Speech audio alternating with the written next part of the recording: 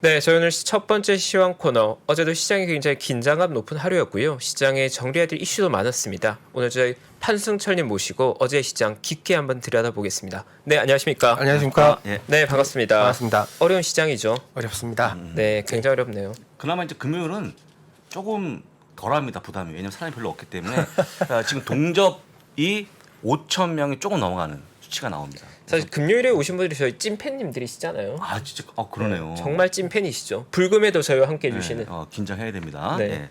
자 이제 그 줬다 뺏는 그런 모습 봤는데 조금 불쾌하지 않았습니까 혹시 매니저님? 불쾌하죠. 매우 네. 불쾌합니다. 매우 불쾌하십니까? 네. 또 이렇게 솔직하게 말씀하시고 매우 불쾌하다고 매우 하십니다. 불쾌하다. 돌려주세요. 네, 그렇다고 또 안 줄 수도 없는 거 아닙니까? 뺏들어가는데. 네. 그럼 어떻게 해야 되는 거 저희가? 그냥 있어야죠. 있어야 되는 겁니까? 다음에 다시 줄 때까지만 기다리면 네, 됩니다. 그렇습니다. 네. 제가 그제 그 희망의 파랑새란 단어를 쓰니까 많은 네네. 구독자분께서 또 답변 주셨어요. 네. 파랑새는 멸종했다. 마치 그 니체 신은 죽었다처럼. 아, 네, 그렇구나. 파랑새는 죽었다. 저는 파랑새가 있다고 보는데 어떻게 보십니까? 파랑새는 이제 지금 거의 옆집까지 왔죠. 아, 파랑새가 네, 바로 다가왔나요? 나무 옆에 있습니다. 고개 아. 돌리면 있어요. 아, 희망이 생깁니다. 네. 네. 어제 시장 그럼 정리 한번 해주시면서 네네. 희망의 메시지 조금 전해주시죠. 네네. 네. 이제 전일 시장은 뭐 이거 한마디로 요약할 수 있을 것 같아요. 여전히 고용은 탄탄하고 물가는 높다 이렇게 볼 수 있을 것 같고요. 연준이 계속 금리를 올릴 명분을 주고 악재가 폭발한 하루였던 것 같습니다. 제가 정리를 해보니까 너무 많아서 핵심적인 건 몇 가지만 한다고 했는데도 잔뜩 있더라고요. 일단 신규 실업수당 청구 건수가 19만 3천 건이 나왔어요. 예측치 21만 5천 건보다도 낮고 이전 20만 9천 건보다도 낮거든요. 굉장히 낮습니다. 도저히 이해가 안 됩니다. GDP 2분기 GDP가 마이너스 0.6, 이제 1분기가 마이너스 1.6으로 어제 확정이 났지 않습니까? 9월 말에. 네. 근데 2분기 연속 마이너스 성장이면 기술적으로 경기 침체거든요. 근데 왜 이렇게 실업수당 청구권 고용은 왜 이렇게 탄탄한 건지 이해할 수가 없는데요. 제가 어저께 찾다 보니까 이제 거기에 대한 명확한 해답을 주신 분을 파랑새죠. 파랑새를 두 분 모시고 왔습니다. 아, 두 분이나 모셨나요? 예, 파랑새 두 마리가 지금 등 뒤에 있으니까요. 좀 기다리시면 말씀해 드리도록 저 하겠습니다. 갑자기 얼굴에 미소가 지어졌어요. 파랑새 두 마리가 저를 기다리고 있다고 합니다. 바로 옆에 있습니다. 있답니다. 예. 근데 이제 제가 이거 보고 너무 놀래서 네. 이제 애틀랜타 연준이 추정하는 GDP 나우 가서 확인해 봤는데요. 27일자 기준으로 3분기 추정치가 QOQ로 0.3%더라고요. 이제 반등이 나올 만하다. 예, 그게 있고요. 그리고 러시아, 우크라이나가 네 곳 합병 선언을 했습니다. 거의 분위기는 이제 뭐 핵전쟁 준비한다 뭐 이런 얘기까지도 나오잖아요. 그것도 시장을 많이 눌렀던 것 같고요. 제일 무서웠던 거는 뭐 그냥 메스터 총재 얘기가 정리되는 것 같아요. 침체가 와도 금리 올려야 한다. 시장에 부담을 줬죠. 네, 네. 굉장히 큰 부담을 줬던 것 같습니다. 근데 그나마 오늘 이제 중국 제조업 PMI가 발표가 됐는데요. 50.1이 나왔습니다.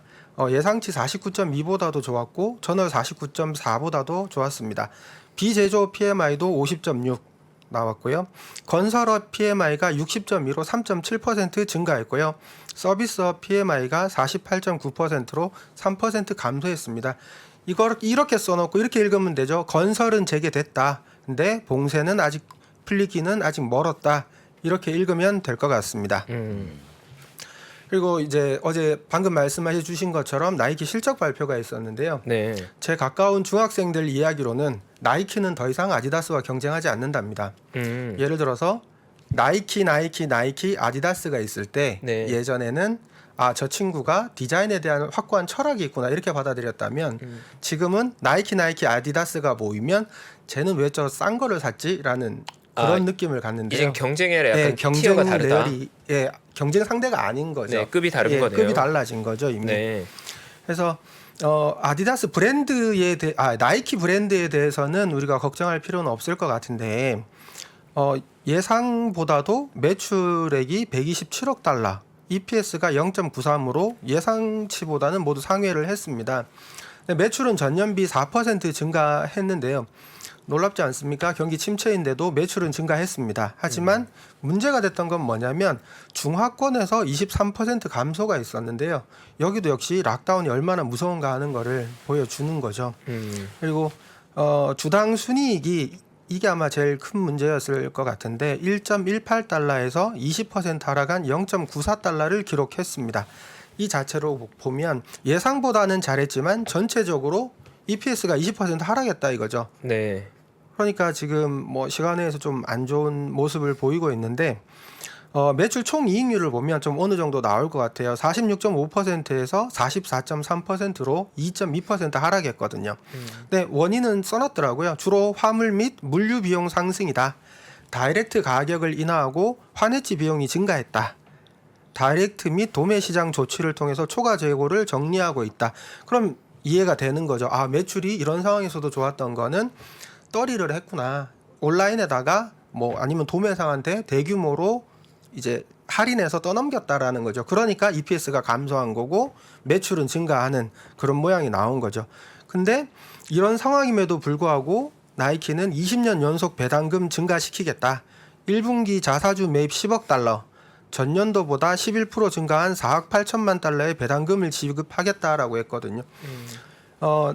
이렇게 보면 뭐 이제 신규로 나이키를 사자 이거는 뭐 타이밍상 아직 어렵겠지만 기존에 내가 가지고 있으신 분들은 뭐 굳이 이것만 봐도 좀 어느 정도 신뢰가 가지 않느냐라는 생각이 조금 듭니다. 저는 배당금을 20년 연속 늘렸다라는 얘기는 이 구간만 넘기면 어떻게든 또 살아나겠죠. 강력한 브랜드 파워가 있지 않습니까? 네. 제 아들도 나이키만 신어요. 자랑입니까 혹시 예? 자랑하신 겁니까? 나이키만 신. 자랑이라기보다는 그냥 그렇다는 거죠. 근데 문제가 혹시 나이키처럼 그 강달러에 대한 실적 부분 훼손이 나온다 그러면 앞으로 쭉 기업 발표할 때 뭔가 좀 부담스러울 것 같은데 아까 얘기했던 40억 달러가 전체 매출의 10% 차지하는 거거든요. 그럼 10%까지 실적이 감소한다는 것이 굉장히 부담스러워 갖고 그다음에 또 한 가지 이게 나이키가 중화권 판매가 많지 않습니까? 더욱더 거기 문제가 되는데 저는 이게 좀 이 실적이 앞으로 3분기에 대한 뭔가 좀 나쁜 징조 같아요. 나이키가. 어떻게 생각하십니까? 강달러에 대해서 혹시?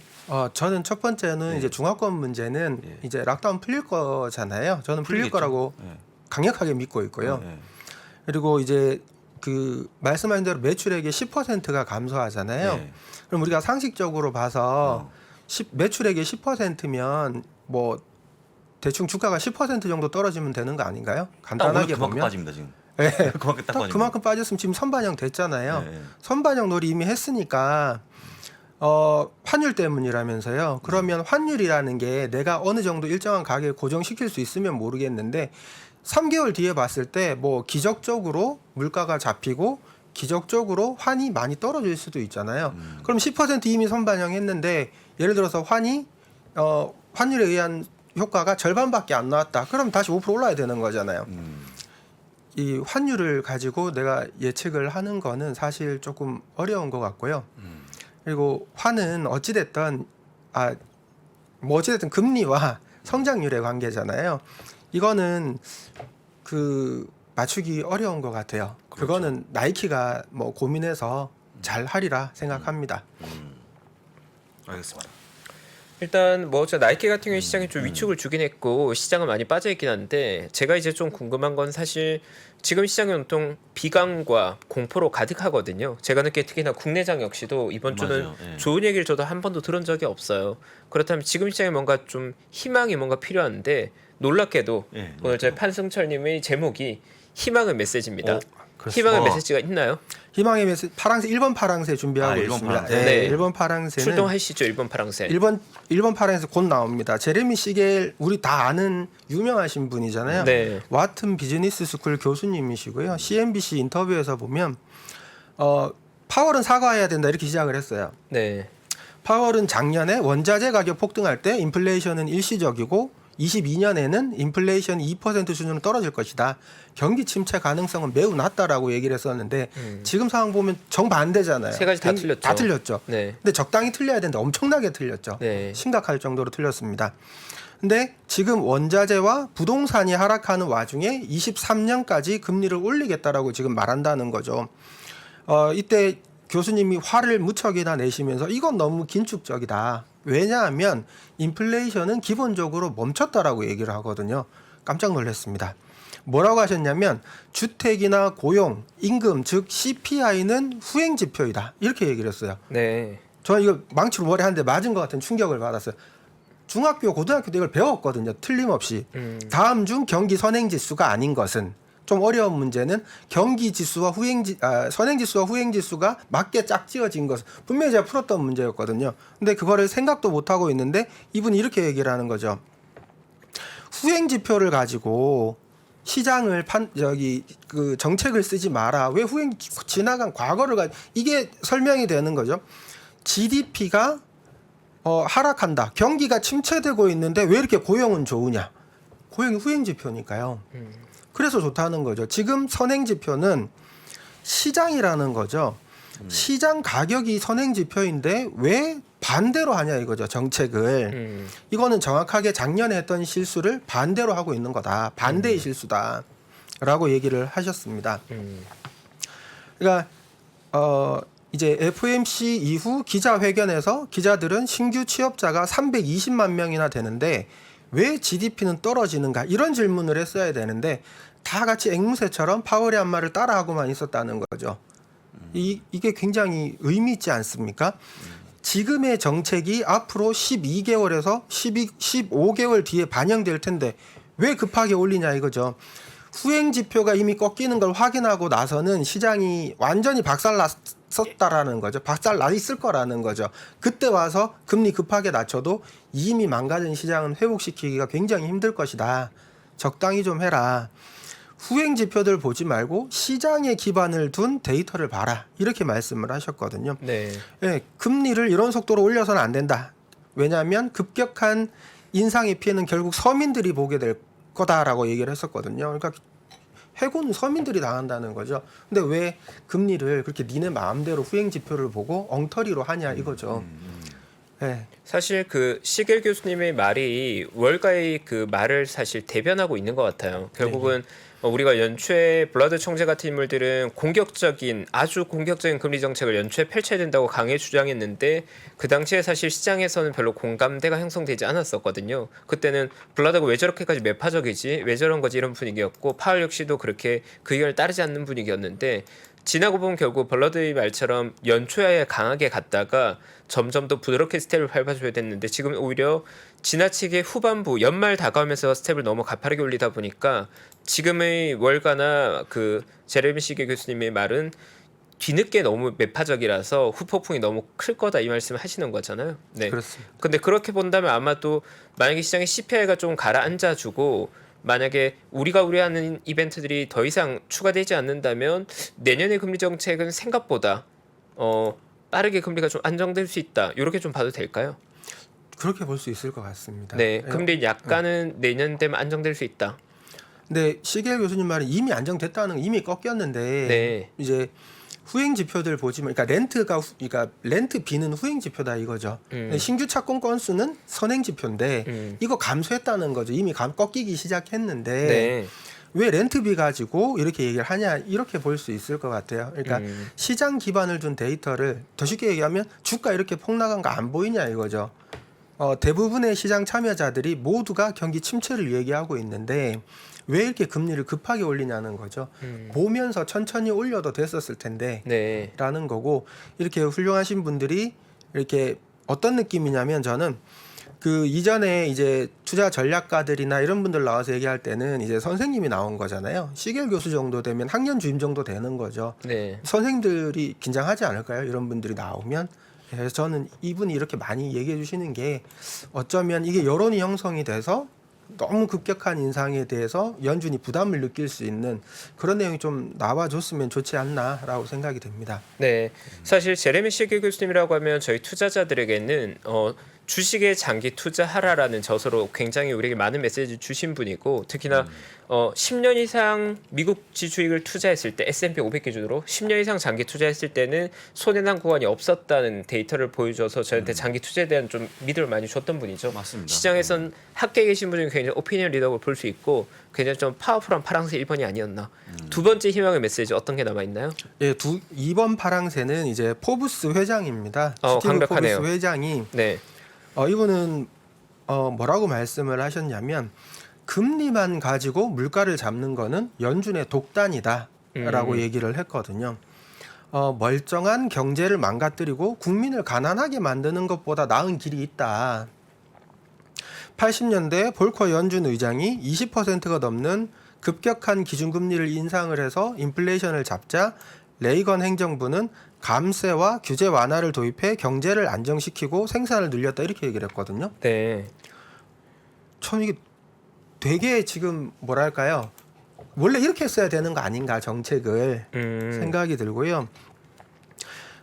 그리고 뭐라고 했냐면 달러를 팔고 다른 통화를 사들이는 글로벌 공조를 시행했다라고 되어 있거든요. 네. 이게 제일 큰 문제인 것 같아요. 지금 현재 미국은 나만 살고 보자는 식인 것 같아요. 글로벌 공조가 아니고 나만 살자. 그러면 인플레이션을 잡기 위해 실업률을 높여야 한다는 법이 있냐라는 거죠. 반드시 사람들에게 고통을 전가해야지만 잡는 게 아니라 그것보다는 통화를 안정시키는 것이 진정한 치료법이다 이렇게 말씀을 하셨거든요. 그러니까 통화가 안정이 되면 이제 서로 각국 이제 그 중앙은행들이 금리를 올릴 필요가 없어지죠. 그리고 자기 국가에 맞는 그런 정책들을 시행을 할 수가 있겠죠. 근데 지금 그런 것 자체가 없잖아요. 마치 영란은행이 뭐 자기네 나라 무슨 이유가 있었겠죠. 그 이유는 뭐 나중에 말씀을 드릴 기회가 있으면 드릴 텐데 뭔가 이유가 있어서 그 일을 했을 텐데 시장이 폭락하고 뭐 그것 때문에 금융 위기가 초래될 것 같은 그런 분위기까지 만들어진다는 거죠. 만약에 지금 바이든이 아니라 레이건이었으면 내가 달러 좀 넣어줄게 아니면 스왑이라도 하자 뭐 이런 식으로 뭔가를 했을 거잖아요. 그런 게 아쉽다는 거죠. 네. 일단 요즘 월가의 그 오피니언 리더들 분위기를 보면 그 예전보다는 연준의 정책에 대한 신뢰감이 좀 떨어졌던 느낌을 좀 받고 특히나 파월 연준 의장의 정책 방향성이 시장에 기대했던 것보다는 좀 많이 미흡했다 보니까 거기에 대한 좀 감론을박이 많이 있는 것 같아요. 네, 포브스에서도 같은 이야기를 하는 것 같고, 네, 뭐 글로벌하게 사실 정치적 노이즈도 많아진 상황이다 보니까 지금 본 것처럼 뭐 국제 공조 이런 것들 기대하기 어렵죠. 사실 상황 자체가. 네. 근데 이런 여론이 저는 조만간 생기지 않을까라는 생각도 듭니다. 왜냐하면 결국 인플레를 잡으려면 미국 혼자서는 못 잡거든요. 미국 혼자서 잡을 수가 없는 건데 지금 각국의 지금 상황이 심각하잖아요. 그러면 결국 어느 정도 다 같이 모여서 뭔가를 하려고 하지 않을까라는 생각은 좀 듭니다. 근데 아까 말씀하신 것처럼 그 고용 지표가 되게 좋잖아요. 네네. 이렇게 뭔가 금리를 올리면 나빠져야지 나빠진 걸 원하고 있는데 좋아지니까 이분들도 뭔가 좀 이상한데라는 생각을 할 것 같아요. 제가 볼 때는 파월도 그러니까 똑같이. 파월이 그렇게 생각하는 게 틀렸다라는 거죠. 고용 지표가 훼손이 되려면 짧아도 3개월에서 6개월 정도는 걸릴 텐데 이제 시겔 교수님 말은 1년에서 1년 이상 걸릴 수 있다라는 거죠. 네, 후행 그렇죠. 지표니까. 그렇죠. 예. 그러니까 어떤 거냐면 이제 막 경기가 이제 팬데믹 이후에 급격하게 이제 몰렸잖아요. 경기가 좋아졌잖아요. 너무 살아나니까 사람을 막 뽑았잖아요. 막 뽑아놓고 이제 생산을 막 하고 있는데 경기가 지금 당장 조금 나빠지는 것 같이 보인다고 해서 사람을 함부로 해고하지는 못할 거 아니에요. 예를 들어서 이제 뭐 지금 뭐 구글이나 뭐 이런 회사들처럼 되게 화이트 칼라 직종은 바로 해고할 수도 있고 그렇겠지만 예를 들어서 맥도날드에 일하는 직원을 바로 잘라버리기는 힘들거든요. 그렇지 않나요? 네. 저만 그렇죠. 그렇게 생각하나요? 그렇죠. 그러니까 어찌됐든 이게 후행 지표라는 거죠. 고용률이나 이런 것들은. 그러니까 후행 지표들 보지 말고 이렇게 큰 회사들도 투자를 줄이고 사람을 감원하는 상황이면 이미 이게 진행이 되고 있다라는 거고 이게 반영되는 게 6개월 이상은 걸릴 텐데 너무 급격하게 시장을 압박하는 거 아니냐 이건 것 같아요. 그러니까 파월이 정신을 차려야 되는 거죠. 파월이 얘기하는 건 물가를 3개월을 평균을 내서 연율을 적용해서 뭐 어떻게 한다는 건데 그게 말이 되냐는 거죠. 이분 말씀은 그 자체가 틀렸다는 거죠. 시장 이미 꺾였다라고 보는 거죠. 이분은. 네, 결국은 올해 시장을 볼 때 계속해서 나온 게 결국 인플레가 원인이 되는 거잖아요. 인플레 때문에 금리가 결국 이 그림을 그리고 있는 건데 인플레는 그런 흐름을 어떻게 보고 계시나요 지금? 저는 이게 이 인플레의 문제는 이제 저는 사실 인플레이션의 본질에 대해서 우리가 얘기를 해볼 필요가 있을 것 같아요. 인플레이션 원인은 뭐 전쟁이든 뭐 포스트 코로나와 리오프닝이든 미중 분쟁이든 임금 인상이든 뭐 모두 맞는 말인 것 같아요, 저는. 근데 가만 생각해 보시면 문제의 본질은 공급의 문제라는 거죠. 그리고 미국의 아메리칸 퍼스트라고 쓰고 한국말로는 미국 이기주의라고 읽으면 될 것 같아요. 나만 되면 돼 이거잖아요. 나만 아니면 돼 이거잖아요, 사실은. 그러니까 미국의 제조업 리턴, 즉 국제 분업에서 이제 자국 생산으로 공급망을 변경하겠다는 건데 일단 제가 볼 때 미국 제품은 비싸죠. 굉장히 그렇죠. 인건비에서도 차이가 나고 네. 그랬기 때문에 기술과 자본을 들여서 싼 나라에 가서 했던 게 이제 글로벌 공주, 그게 사실은 지금의 중국을 만든 거지 않습니까? 근데 어찌됐든 이 문제가 어떤 식으로 가든지 간에 일시적 문제는 아닌 것 같아요. 그리고 단기간에 해결될 문제도 아니고 오랜 시간 많은 분쟁이 발생할 문제인데 정치적인 문제는 우리가 개입하거나 예측하기 힘든 것 같아요. 그래서 지금 우리가 해야 될 거는 이 지금 뭐 파랑새도 중요하고 금리도 중요하지만 제일 중요한 거는 현재는 내가 투자해 놓은 기업이 장기 수익성과 성장성을 점검을 해야 되는 시기인 것 같아요. 이게 진짜 될 건지. 그리고 특히 영업 현금 흐름을 확인할 필요가 있을 것 같아요. 뭐 제가 계속 뭐 하이힐드 스프레드나 이런 거는 계속 보고는 있지만 어떤 일이 터질지 사실 모르는 거거든요. 지금 뭐 좋은 얘기 뭐 파랑새 1번, 2번 나오고 다 좋지만 영업 현금 흐름이 만약에 나빠지면 흑자 도산하는 경우가 생기지 않을 듯한 보장은 없거든요. 가능하니까 네. 자기가 투자한 기업에 그런 거는 잘 좀 점검해 보시는 게 어떤가 생각이 듭니다. 네, 감사합니다. 그럼 맞는 말이죠. 그런 게 좋아져야 되는데 사실은 이제 아까 낮에 제가 클로징벨에 나갔었지만 보통 국내 하시는 분들이 그게 좀 안 되시는 것 같아요. 그러니까 기업들을 보고 성장세를 보는 게 아니라 차트 모양을 보고, 그러니까 사람의 외모를 보고 들어가는 거라서 약간 그런 거에 대한 원인을 들었더니 또 막 뭐라 하시는, 하여간 결국 본질을 봐야 되는데 어차피 우리가 딱 HT 시키게 되면 본질은 안 보이잖아요. 보통 차트만 보이는 거니까. 해서 일일이 찾아봐야 되는데 그 찾아보는 어떤 그런 좀 노력이 있으면 좋은데 아직까지 그게 좀 많은 분들이 부족하지 않나. 혹시 동의하십니까, 그런 거에? 저도 차트를 사실은 많이 봐요. 많이 보는데, 근데 저 같은 경우는 이제 먼저 이제 스크리닝을 할 때 종목, 이제 관심 종목을 뽑을 때요. 제가 그 뭐랄까요, 좋아하는, 제가 뭐 기본적 분석을 해서 그 종목을 미리 추려요. 저 같은 경우는 미리 한번 걸러낸 추려놓고, 거죠? 예, 네, 다 걸러낸 거죠. 걸러내고 예, 예. 그 중에서 예를 들어서 제가 평균 한 100개 정도를 모니터링을 하거든요. 예, 네. 근데 그 중에서 제가 좋아하는 게 있을 거잖아요. 그렇죠. 예를 들어서 내가 역발상 투자자다라고 해도 어떻게 보면 그냥 뭐 단순히 살 수도 있지만 예를 들어서 마이너스 50% 나서 바닥에서 옆으로 기고 있다. 예. 그러다가 반등이 나왔다. 그럼 나는 반등을 100개 중에 반등 나온 것 중에 반등이 나왔다는 건 뭔가 시장의 수급에서 뭔가 있었을 것이고 내가 거기서 들어가겠다 이럴 수 있거든요. 저는 충분히 그것도 가능한 전략이라고 생각합니다. 근데 터무니없는 종목들 있잖아요. 터무니없는 종목들 예를 들어서 미국으로 치면 민주식이 되겠고 한국으로 치면 이제 이상한 테마주들이 되겠죠. 전혀 이해할 수 없는 테마들. 예. 그런 주식들을 놓고 차트만 보고, 근데 사실 가능하기는 해요. 가능하기는 한 게 모멘텀만 있으면 되거든요. 그러니까 예를 들어서 변동폭이 내가 하루에 3% 정도 먹겠다 그러면 일평균 변동성이 5%면 되잖아요. 그렇죠. 1% 반등 나올 때 들어봐서 뭐 4% 정도에서 빠져나온다. 이게 가능하거든요. 근데 이게 승률이 얼마냐는 거죠. 그렇죠. 근데 이 승률이 매번 틀릴 것이고 시장 상황에 따라서 또 바뀌는데 그걸 가지고 성공하시는 분들은 극히 드물어요. 상위 1% 정도거든요. 대부분 나머지 99%는 이 방식으로 수익 내기가 굉장히 어렵습니다. 저도 그런 식으로 하다가 많이 후회를 지금 하고 있어요.